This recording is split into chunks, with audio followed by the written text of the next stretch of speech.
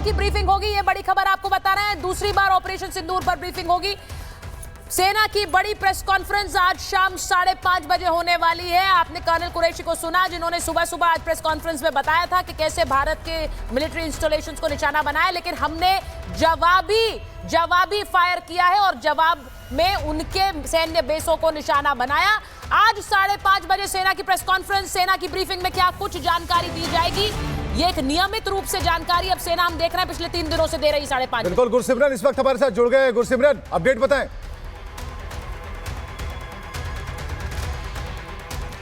चलिए, तो ऑपरेशन सिंदूर शाम 5:30 बजे सेना की ब्रीफिंग होगी और एक विवेक के पास जा रहे हैं। विवेक पठानकोट से जुड़े हुए हैं हमारे साथ।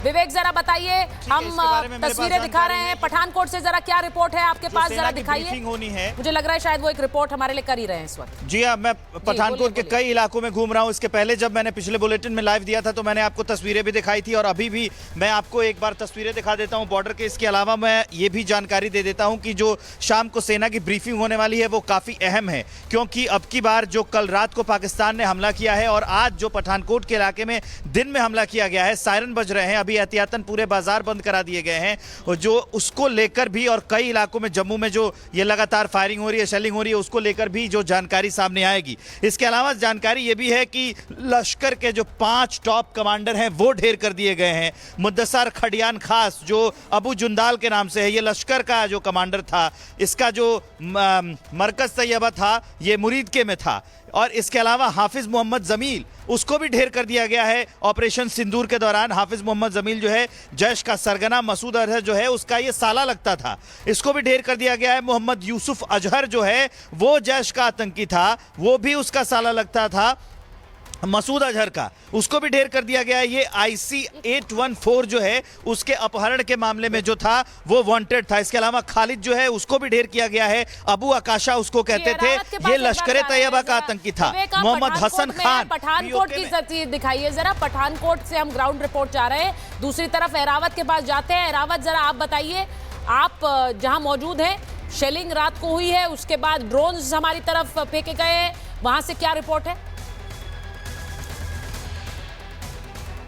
जी हाँ, बिल्कुल, इस वक्त हम उरी सेक्टर में मौजूद हैं और लगातार हम देख रहे हैं कि इस तरह से पाकिस्तान की तरफ से पूरे कुछ उरी के सिविलियन एरियाज़ है जहां पर उनको टारगेट किया जा रहा है। फिरदौस, अगर आपको तस्वीर दिखाई इस पूरे घर की, सुबह की यहाँ पे वारदात हुई है जब यहाँ पर इस घर को जो है निशाना बनाया गया है। और लगातार पिछले कई दिनों से हम देख रहे हैं किस तरह से कश्मीर घाटी के अलग अलग सेक्टर्स की अगर हम बात करें, कुपवारा सेक्टर की बात करें, मसल सेक्टर की बात करें या उरी सेक्टर की बात करें, लगातार जो भी सिविलियन पॉपुलेटेड एरियाज़ हैं उन पर टारगेट किया जा रहा है। और लगातार यहाँ पे आप देख सकते हो किस तरह से 2 बार यहाँ पर मोर्टार जो है इस घर पे लगे हुए हैं, एक दीवार पे लगा हुआ है और एक ऊपर छत पे लगा हुआ है। कुछ लोग भी हमारे साथ बात करने के लिए मौजूद है, इनसे भी बात करने की कोशिश हम करेंगे। आप मुझे बताइए, लगातार पिछले कई दिनों से हम देख रहे हैं लगातार जो सिविलियन पॉपुलेटेड एरियाज है उनको हिट कराया जा रहा है।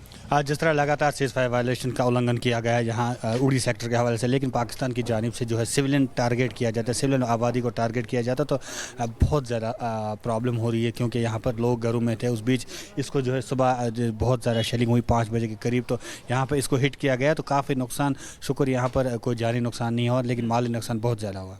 लगता है जितने भी लॉजिक पैड से उनको हिट किया गया, उसके बाद वहाँ की आर्मी है या टेरर ग्रुप से उनमें फ्रस्ट्रेशन है, वो सिविलियन एरियाज़ को निशाना बना रहे हैं। इस घर की अगर हम बात करें, और भी हमने उरी सेक्टर में कहीं घर देखे जिनको टारगेट किया जा रहा है। Absolutely right. जिस तरह भारतीय सेना ने उनको मुंह तोड़ जवाब दिया पहलगाम अटैक के बाद, क्योंकि टेररिस्ट के 9 कैंपों को जो हिट किया गया, हमारी टारगेट, हमारी सेना ने बहुत अच्छा काम किया। उस बीच काफ़ी फ्रस्ट्रेशंस वहाँ की, अगर देखा जाए वहाँ की जो आर्मी है या वहाँ के जो दहशत गर्दाना ग्रुप चला रहे हैं, तो वो अब ये चाहते हैं कि जो यहाँ पर डिस्टर्बेंस है जम्मू कश्मीर के अंदर, तो लेकिन हमें अपनी सेना पे बहुत भरोसा है, भरपूर जवाब देगी, जैसे कल भी भरपूर जवाब दिया और आगे भी भरपूर जवाब देगी। बिल्कुल, लगातार हम देख रहे हैं कि इस तरह से पूरे कश्मीर घाटी की अगर हम बात करें, इंडियन आर्मी जो है पाकिस्तान के अनप्रोवोक्ड फायरिंग को जो है मुंह तोड़ जवाब दे रहे हैं। फिलहाल फिरदौस, अगर आपको यहाँ से पूरी तस्वीर दिखाना चाहे किस तरह से सिविलियंस को टारगेट कराया जा रहा है इन एरियाज़ की अगर हम बात करें, ये लाइन ऑफ कंट्रोल के सटे हुए इलाके हैं। सबसे पहले ही हमने देखा किस तरह से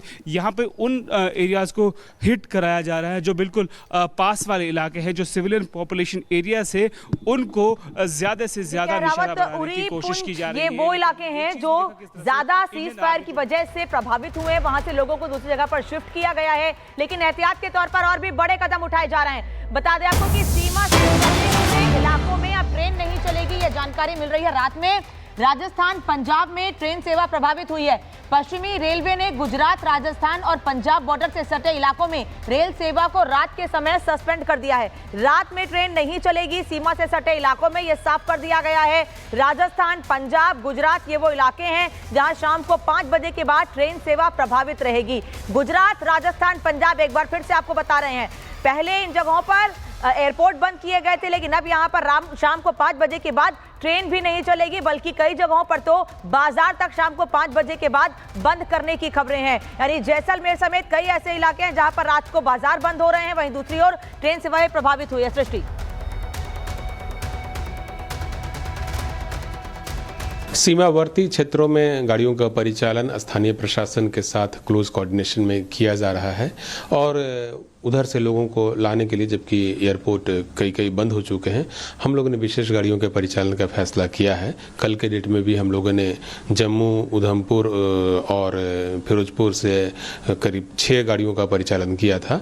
आज भी हम लोगों ने 6 गाड़ियों का परिचालन करने का फैसला लिया है, जिसमें अमृतसर से छपरा के लिए, बनिहाल से बड़गांव के लिए, चंडीगढ़ से लखनऊ के लिए, फिरोजपुर से पटना के लिए, उधमपुर से नई दिल्ली के लिए और जम्मू से नई दिल्ली के लिए विशेष गाड़ी का परिचालन शामिल है। चलिए अब ये 3 तस्वीरें हम आपको दिखाते हैं। 7 मई पहला दिन, आप ये देख सकते हैं किस तरीके से 9 ठिकानों पर एयर स्ट्राइक भारत की ओर से की गई। दूसरा दिन यानी कि 8 मई को सभी हमलों को नाकाम भारत ने किया। पाकिस्तान ने 36 शहरों पर ड्रोन हमले करने की कोशिश की थी और ये 9 मई तीसरा दिन, जहां पर पाकिस्तान के 8 सैन्य ठिकानों को तबाह किया गया है। तो एक के बाद एक सिलसिलेवार तरीके से 7, 8 और 9 मई को क्या कुछ हुआ। राजौरी और अखनूर सेक्टर्स में तोप, मोर्टार एवं हल्के हथियारों से भीषण गोलाबारी जारी रही। भारतीय सेना ने प्रभावी व तुलनात्मक प्रत्युत्तर देते हुए पाक सेना को काफी क्षति पहुंचाई। पाकिस्तान सेना के अग्रिम क्षेत्रों में सैनिकों की डिप्लॉयमेंट बढ़ती दिख रही है, जो स्थिति को और भड़काने की मंशा दर्शाती है। भारतीय सशस्त्र बल पूर्ण परिचालन तत्परता की स्थिति में है। अभी तक सभी शत्रुतापूर्ण कार्रवाइयों का प्रभावी ढंग से सामना कर उपयुक्त जवाब दिया गया है। भारतीय सशस्त्र बल दोहराते हैं कि वे तनाव वृद्धि नहीं चाहते, बशर्ते पाकिस्तान भी। कर्नल कुरैशी को आपने सुना। इस बीच ऑपरेशन सिंदूर पर आज शाम 5:30 बजे सेना की ब्रीफिंग होगी। ये बड़ी खबर आपको बता रहे हैं, दूसरी बार ऑपरेशन सिंदूर पर ब्रीफिंग होगी। सेना की बड़ी प्रेस कॉन्फ्रेंस आज शाम 5:30 बजे होने वाली है। आपने कर्नल कुरैशी को सुना, जिन्होंने सुबह आज प्रेस कॉन्फ्रेंस में बताया था कि कैसे भारत के मिलिट्री इंस्टॉलेशंस को निशाना बनाया, लेकिन हमने जवाबी फायर किया है और जवाब में उनके सैन्य बेसों को निशाना बनाया। आज 5:30 बजे सेना की प्रेस कॉन्फ्रेंस, सेना की ब्रीफिंग में क्या कुछ जानकारी दी जाएगी, ये एक नियमित रूप से जानकारी अब सेना हम देख रहे हैं पिछले 3 दिनों से दे रही 5:30। बिल्कुल, गुरसिमरन इस वक्त हमारे साथ जुड़ गए। गुरसिमरन, अपडेट बताएं।